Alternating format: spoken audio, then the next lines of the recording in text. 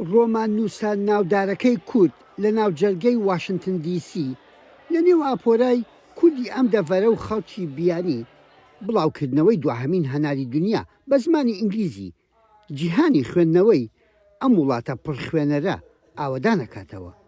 ڕۆمانێک لە نێو جەرگەی ئازارەکانی نەتەوەی کورد سەرچاوی گوتووە هاتووە بۆ پایتەختێکی جێگیری سیاسی و سەقامگیر و ئازاد.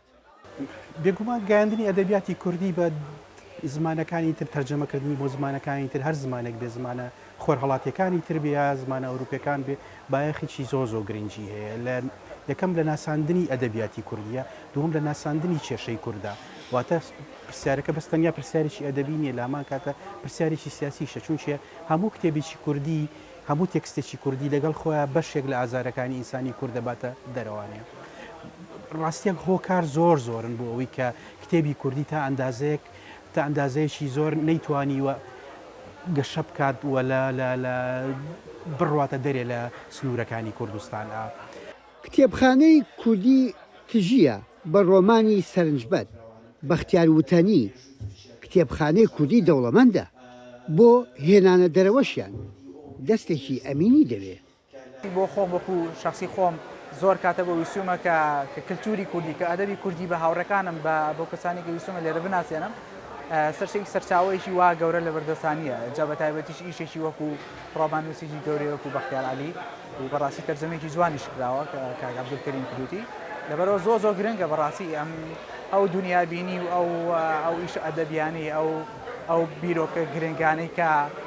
کە هەیە لە کوردیا جارێک دێ بە دنیای دەرەوە بناسێن. ئێستا دەمەوێت ئەو شتانەی کە پێوەی ڕەبط بووم لە ڕابردوومدا لەم دنیای نوێی ئێستام لەمێکی ئێستا دروستم کردو، زۆر خۆشحاڵم کە دەتوانم ئەو بەرهەمەی کە ڕۆژێک لە ڕۆژان بە کوردی دەمخوێن ئێستا بە ئینگلیسی بیخوێنمەوە. دەمەوێت بزانم چیم دەداتێ، دەمەوێت بزانم هەر ڕەبتم دەکاتەوە بەو ڕابردووە یا گۆڕانەکانی من هاتنە دەرێم لە کوردستان وای لێ کردم بە جۆرێک تر لەزەتی لێ بم، بە جۆرێک تر چێژی لێ ببینم. دەکرێت چنینە دراماییەکەی دواهەناری دنیا هاوبەشی پێ بکرێ و ڕۆمانەکە سنوور بڕبێ بۆنا هێشتا لە زۆر شوێنی گۆی زەمین هەر کە ستەم دەسەڵاتدار بێت ئیدی بەسەرهاتی ڕۆمانەکەی بەختیاریش چیرۆشێکی هاوبەشی مرۆڤایەتی دەبێت وەگەم پیاوە سلڤادۆریە. بۆچی وا هەز دەکەم ئەم ڕۆمانە گرنگە؟ وەک خۆم خەڵکی سلڤادۆرم و لە واشنگتن دەژیم. کارکتەری سەرەکی مزەفەر دوای 21 ساڵ لە ئازادبوونی لە زیندان بە دوای کوڕەکەیدا دەگەڕێت. ئەمە بەسەرهاتێکی کووردە لە سەردەمی سەدام حوسێندا، بەڵام ئێستاکە ئەوە لە سلڤادۆر ڕوودەدات. بەکەم بینی یەکەم جار بیرم لێ کردەوە کۆپیەک بکڕم و هەدیەی بکەم بۆ سوپەرڤایزەرەکەم لە وەرکە، چونکە ئەو هیچ شتێکی وا نازانێت لەسەر کەڵچەری کوردی و چی بەسەر خەڵکی کووردا هاتووە. ئەم کتێبە جوانم کڕیوە لاست پامۆگرام تری هی بەختیار عەلیە، تەنها ئیمڕۆ لەبارەیەوە زانیومە جۆم لە وەرگێڕانی وتەکانی بوو، دەرکم بەوە کرد دەتبات بۆ خوێندنەوەی پەرۆشم ئەم ڕۆمانە کوردیە بخوێنمەوە. وەرگێڕی ڕۆمانەکانی بەختیار عەلی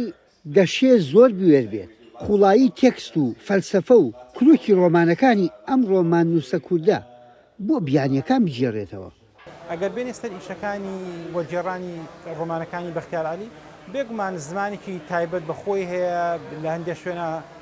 دیوێکی هەیە زۆر فەلسەفیە، لە هەندێک شوێنە زمانەکە زۆر شعریە، بەڵام ترۆ بەشێکە لە پرۆسی وەرگێڕان و لە ئاخیر جارە وەرگێڕان هی هەر کەسێک هەوڵێکی دیاریکراوە کە مۆرچی ئەو وەرگێڕی پێوە ئەکرێ هەمان تێکست چەند وەرگێڕێکی جیاواز تەرجەمەیان کا و بە شێوازی جیاواز بکەونەوە، یعنی تەرجەمەیەک نییە بە مطلقی بڵێ ئەم تەرجەمەیە ڕاستە و هی هەموو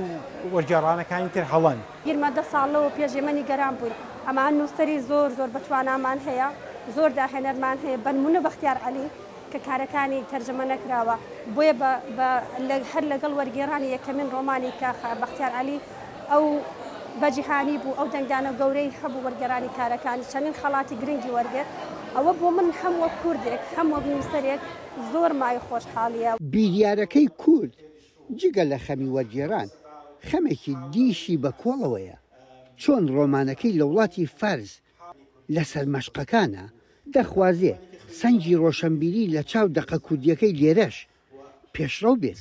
پرسیارەکە لێرە هەرەوەی نییە چۆن کتێبێک بکەین بە کوردی لە کوردیەوە بکەین بە زمانیشتر پرسیارە گەورەکەوەی چۆن ئەم کتێبە بگەینە دەستگاکانی بڵاوکردنەوە چۆن نەشریکەین لە دەستگایەکی نەشراکە پرستیژشی ئەوتۆی هەبێ هەست بکەین کتێبەکە قورسایی خۆی ون نەکردوواتە بە هەمان ئەو قورسایی کەم کتێبە لە ڕۆشنبیری کوردیایەتی بیگوازینەوە بۆ ناو ڕۆشنبیریەکانی ترا و ئەمە کارێکی زۆر قورسە چون چێ پێویستیمان بۆیەکە کۆنتاکتمان هەبێ لەگەڵ نەشرە گەورەکانە و قەنەعەتیان پێ بکەین بە کوالیتی ئەم ئەدەبە و ببینن کە ئەم ئەدەبە شایانی ئەوەیە کە بڵاو بکرێتەوانێ و بخوێنرێتەوانێ و تەنیا مەسلەیەکی سیاسی لە پشتەوە نییە بەڵکو بۆ خۆشی کارێکە وەکو ئەدەب وەکو تێکستێکە بە سەر بە ژانرێکی دیاری کراوە کەمتر نییە لەو تێکستانی تر کە لە ئەدەبیاتی دنیا بەرهەمێت. ڕەنگە ئەم ڕۆمانە لە ڕوویەکەوە لە نێو کتێبخانە بیانیەکان تاقانە بێت چونکە هەموو ئەرکێکی وەرجێڕان و لە چاپدان و بڵاوکردنەوەی لەسەر شانی نووسەرەکە بووە لە کاتێکدا ئەگەر پتەوێ مێژۆکەت نوێنەرایەتیەک بێت لەسەر خوانی دنیا ئەم کارە کاری بە کۆمەڵە نەوەکو تاک. ئەگەر کورد تاکوی ئێستا لە ڕووی سیاسەتەوە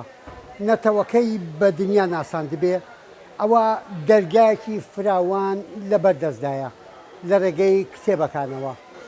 ڕۆمانەکەی بەختیار عەلی بە زمانی ئەڵمانی زمانی ئینگلیزی وەرجێڕاوە ئەمە پێناسێکی تر دەبێت بۆ نەتەوەیەک کە پێویستی بە ناساندنە. یەحیا بەرزنجی دەنجی ئەمریکا واشنگتن